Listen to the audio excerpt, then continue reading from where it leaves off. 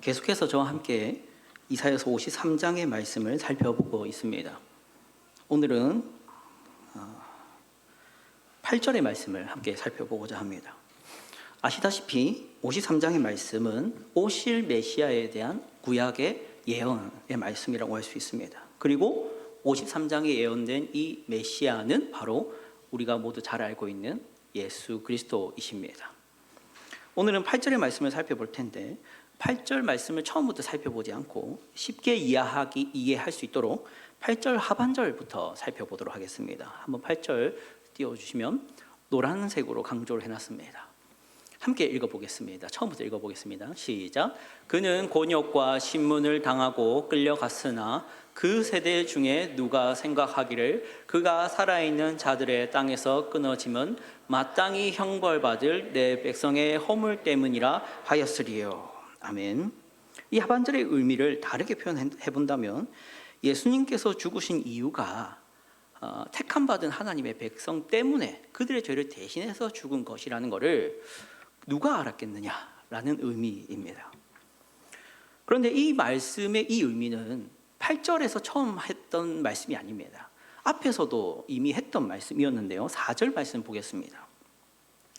함께 읽어보겠습니다. 시작. 그는 실로 우리의 질고를 지고 우리의 슬픔을 당하였거늘 우리는 생각하기를 그는 징벌을 받아 하나님께 맞으며 고난을 당한다 하였노라. 아멘.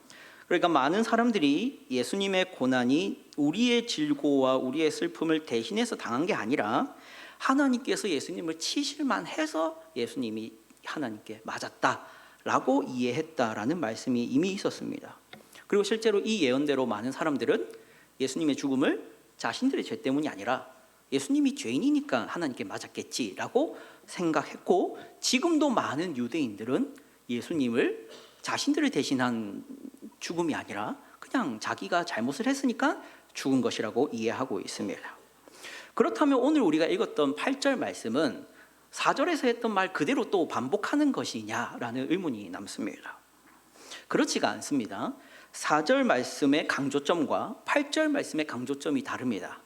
4절 말씀의 강조점은 예수님의 죽음을 이해하지 못한 것은 이방인들만 그랬던 게 아니라 우리 하나님의 백성인 우리도 예수님의 죽음을 알지 못했다, 그 의미를 제대로 이해하지 못했다를 말하는 게 강조점이었다면, 8절에서의 강조점은 예수님의 죽음과 희생이 우리의 잘못 때문이 아니라 그분의 잘못 때문이라고 사람들이 착각한 이유가 있다에 강조점이 있는 겁니다. 그러니까 쉽게 말해서 4절은 우리도 똑같이 예수님을 이해하지 못했다라는 말씀이었다면 8절은 예수님 말씀을 사람들이 이해하지 못한 이유가 있다라는 것을 말하는 게 다른 점입니다.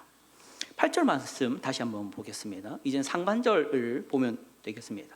같이 상반절 노란색만 읽어보겠습니다. 시작. 그는 곤욕과 신문을 당하고 끌려갔으나. 아멘. 이게 이유였다는 겁니다. 그러니까 뒤에서 말하는 아무도 이해하지 못했다라는 것의 이유가 앞에 말하고 있는 저 문장 때문입니다. 그런데 이 문장이 끌려갔으나로 끝나다 보니까 이게 뒤에 말이 반대말처럼 이해할 수 있는 이게 잘못이 있는데요. 이거를 원어의 의미를 살려서 번역을 해보면 다음과 같습니다. 네, 같이 읽어보겠습니다. 시작. 그는 강압적으로 체포된 상태로 재판을 위해 이리저리 끌려다녔다.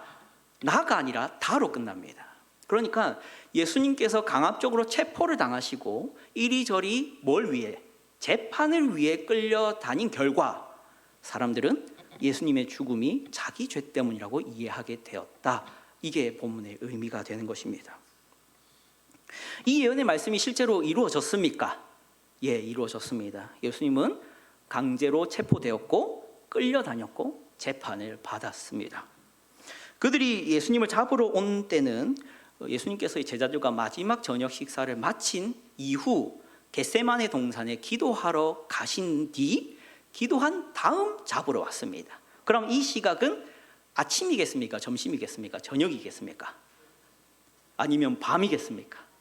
밤입니다. 왜냐하면 저녁 식사 이후에 기도까지 마친 이후에 잡으러 온 것이기 때문에 밤일 것입니다. 그들은 왜 낮이 아니라 밤에 예수님을 잡으러 왔습니까?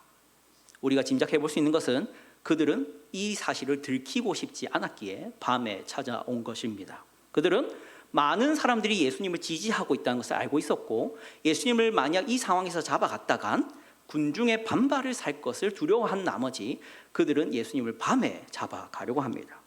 그런데 여러분도 잘 아시다시피 들키지 않으려면은 뭐가 유리합니까? 적은 수가 유리합니까? 많은 수가 유리합니까? 적은 수가 안 들키는데 유리합니다. 또 소리가 나는 게 좋겠습니까? 소리가 안 나는 게 좋겠습니까? 소리가 안 나는 게 좋습니다. 그러나 예수님을 잡으러 온 이들의 모습은 그렇지 않았습니다. 예수님을 잡으러 온 이들은 성전의 경비대와 고용된 건달패들과 그리고 다수의 로마 군인들이 포함된 큰 무리였다고 합니다. 그리고 그들은 맨손으로 오지도 않았고 칼을 들고 뭉치들을 들고 왔다고 합니다. 마태복음 26장 47절 말씀입니다. 같이 읽어보겠습니다. 시작. 말씀하실 때 열둘 중에 하나인 유다가 왔는데 대제사장들과 백성의 장로들에게서 파송된 큰 무리가 칼과 몽치를 가지고 그와 함께 하였더라. 아멘.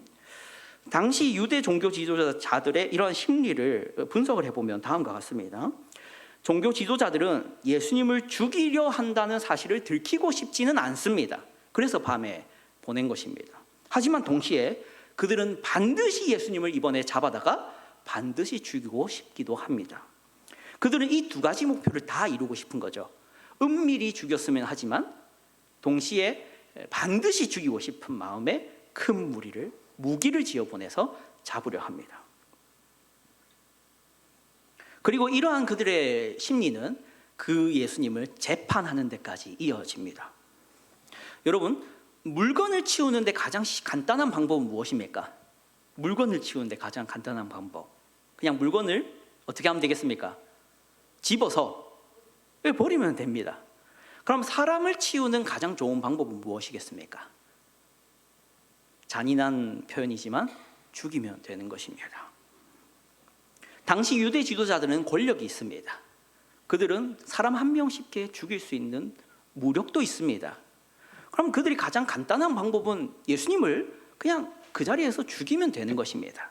그러나 그들은 예수님을 죽이지 않죠. 먼저 뭐부터 합니까? 끌고 가서 뭐 했다 합니까? 재판을 하고 싶어 했다고 합니다.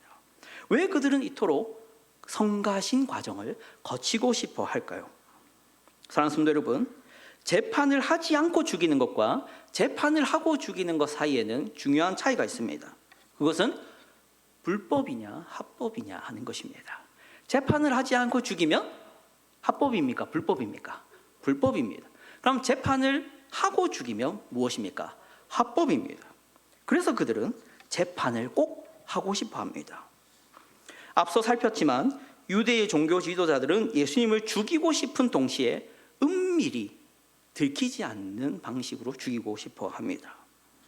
이 두 가지를 다 이룰 수 있는 최적의 방법이 재판을 통한 죽임입니다. 사실 예수님을 죽이고자 하는 그들의 의도는 공의롭거나 정의롭지 않았습니다. 왜냐하면 예수님은 의인이지 않습니까? 그들이 예수님을 죽이고 싶어 하는 이유는 그냥 질투심과 욕심 때문입니다. 그러나 그들은 이걸 들키고 싶지 않죠. 그래서 그들이 쓴 방법이 합법적인 재판 과정입니다. 그들은 예수님이 정말로 죄인이 되기를 원합니다. 그들은 예수님을 신성모독한 신성모독 범이기 때문에 죽이고 싶어 합니다. 그들은 로마 제국의 반역자로서 예수님을 죽게 하고 싶어 합니다. 그래서 그 명분을 만들기 위해 종교 지도자들은 거짓으로나마 재판을 거치는 것이죠. 그래서 예수님을 따라다니던 제자들을 포함하여 절기라서 예루살렘에 올라왔던 구경꾼들은 정말로 죄인처럼 신문당하고 있고 정말로 죄인처럼 재판당하고 있는 예수님을 보았을 겁니다. 그런 그들의 눈에는 예수님은 죄인으로밖에 안 보일 겁니다. 그거를 의도하고 있는 것입니다. 유대 종교 지도자들은 예수님이 모든 사람에게 죄인으로 죽는 것처럼 보이길 원합니다. 그래서 동원하는 방식이 재판입니다. 여기까지 당시 사람들이 예수님의 죽음을 보면서도 그분의 죽음을 나의 죄 때문이 아니라 예수님 본인이 잘못해서 죽겠지라고 생각하게 된 이유가 이렇습니다.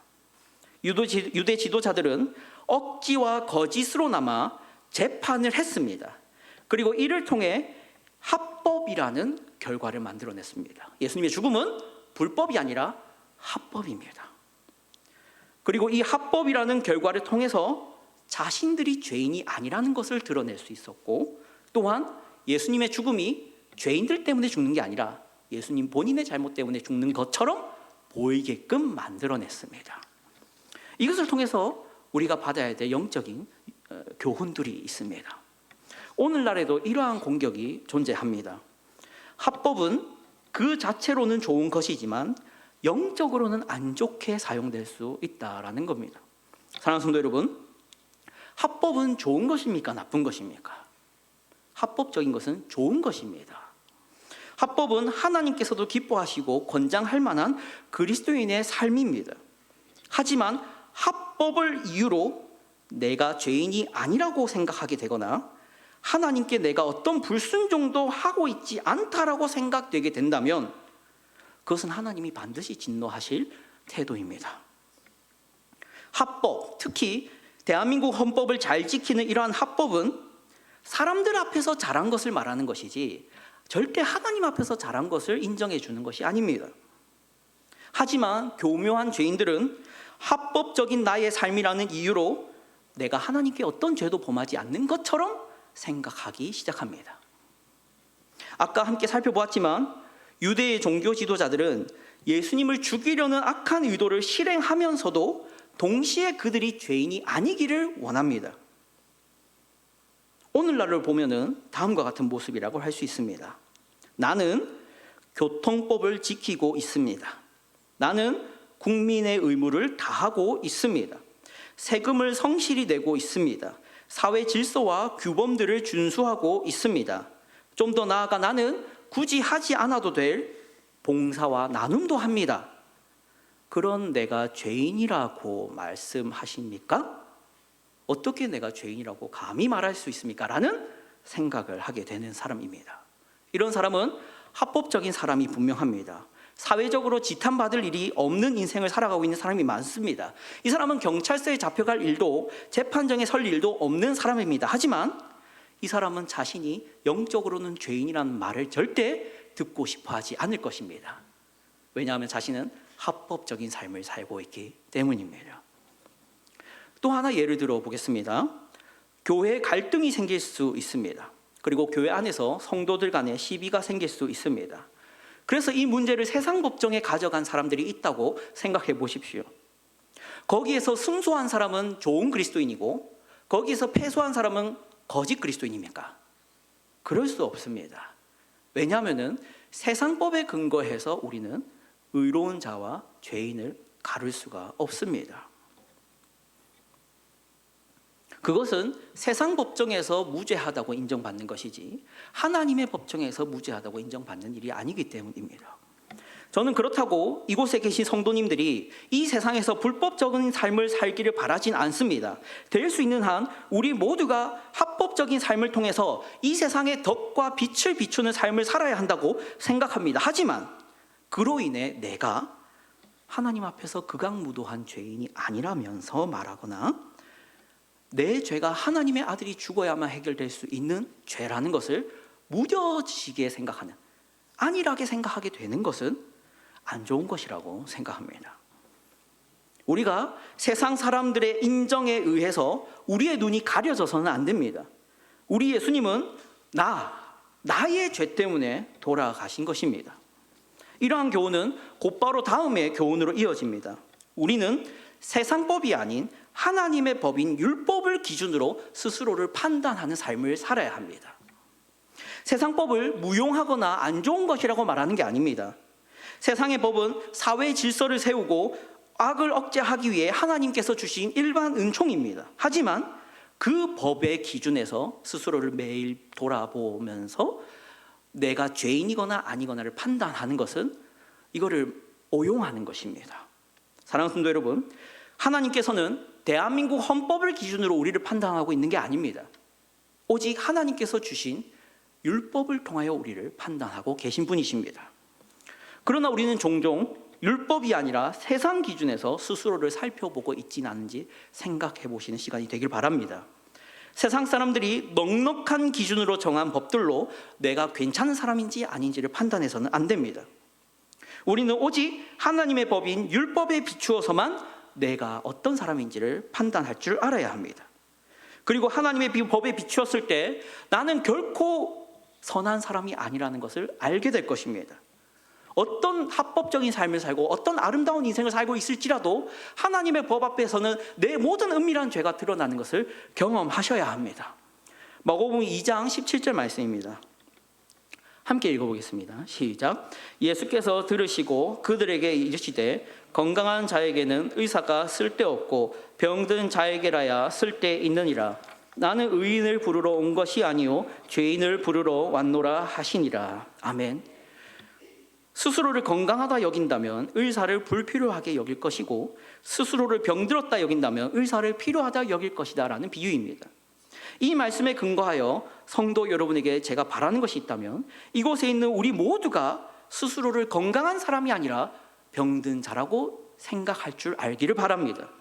그러하여서 예수님을 불필요한 분으로 우리의 영혼의 의사이신 예수님을 필요 없는 존재로 생각하게 되는 것이 아니라 나에겐 예수님이 필요하고 나에게는 나를 위해서 대신 죽어주신 하나님의 아들이 필요하다는 것을 간절히 부르짖게 되는 성도님들이 되기를 간절히 소원합니다. 정리하겠습니다. 앞서 말씀드렸다시피 이 세상에서의 합법적인 삶은 좋은 것입니다. 세상 사람들에게 기독교에 대한 좋은 이미지를 심겨줄 수 있기 때문입니다.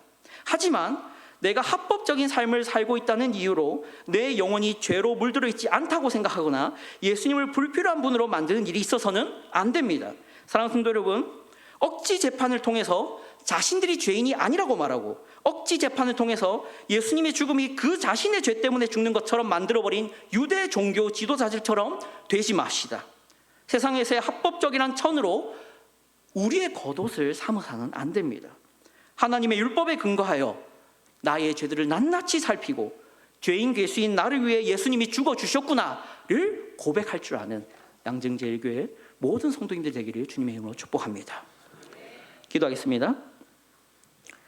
자신의 죄를 가리고 예수님을 자기들 때문이 아니라 본인의 죄 때문에 죽은 분으로 만든 유대의 지도자들의 모습을 살펴보았습니다.